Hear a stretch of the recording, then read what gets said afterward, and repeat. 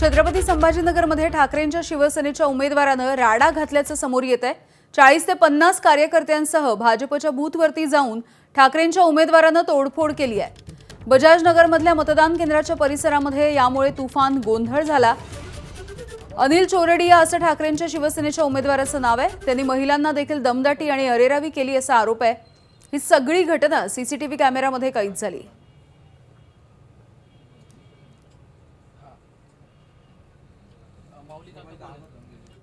तर छत्रपती संभाजीनगर मधली ही दृश्य आपण बघतोय।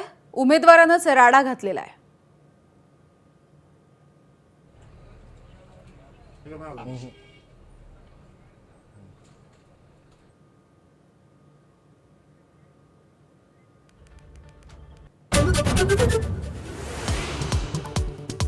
भाजपने मुंबई महानगरपालिकेसाठी मराठी उमेदवार दिल्यामुळे आम्ही अपशकुन करणार नाही। उद्धव ठाकरेंसोबतच्या बैठकीनंतर किशोरी पेडणेकर यांचं सूचक विधान। भाजपच्या रितू तावडे मुंबईच्या महापौर होणार। प्रदेशाध्यक्ष अमित साटम यांनी केली घोषणा। तर शिवसेनेच्या संजय घाडेंची उपमहापौर पदासाठी निवड। 11 तारखेला औपचारिक घोषणा।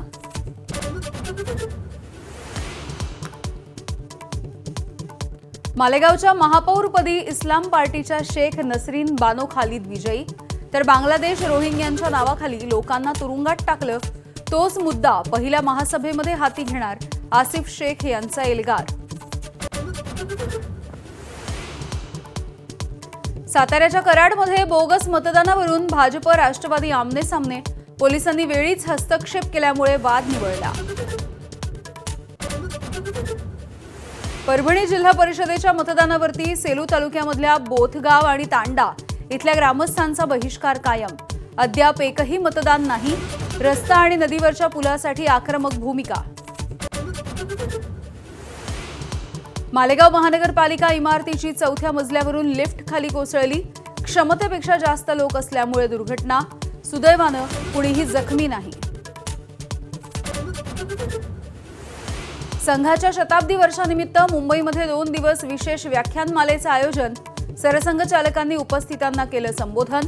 बॉलिवूडसह क्रीडा आणि इतर सर्व क्षेत्रामधील 900 जणांना आमंत्रण।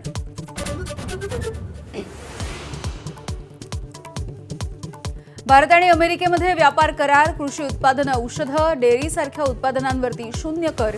केंद्रीय मंत्री पियुष गोयल यांची माहिती।